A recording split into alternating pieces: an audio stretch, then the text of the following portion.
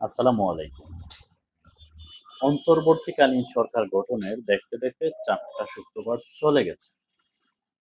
একটা বিশেষ বিষয় লক্ষ্য করা গেছে যে একটা সময় ছিল প্রত্যেকটা মসজিদের ইমাম এবং খতিব উনারা শুক্রবার ওয়াজ করতে গেলে প্রচণ্ড পরিমাণ ভাবতে হতো।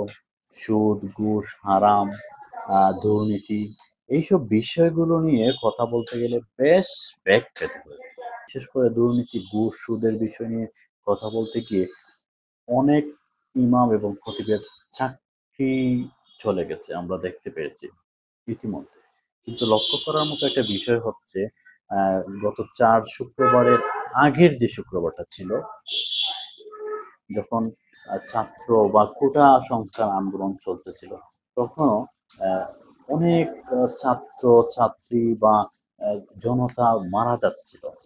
এই সময়টাতেও আমরা খুব লক্ষ্য করেছি যে মসজিদের খতিব সাহেব এই দেশবাসীর জন্য কিন্তু দোয়া করতে পারেন না। হয়তোবা তাদের নিষেধই ছিল। যারা হতাহত হয়েছে তাদের জন্য কোন রকম দোয়ার দরখাস্ত করার সুযোগ তাদের কিন্তু হয় নাই। কিন্তু তারপরে গত ৫ তারিখের পর থেকে যে শুক্রবারগুলো আহ, আমরা দেখতে পেরেছি, আমি গত ৪টা শুক্রবার ৪টা মসজিদে নামাজ পড়েছি। প্রত্যেকটা মসজিদের ইমাম খতিবদের মধ্যে বিশাল একটা পরিবর্তন এসেছে।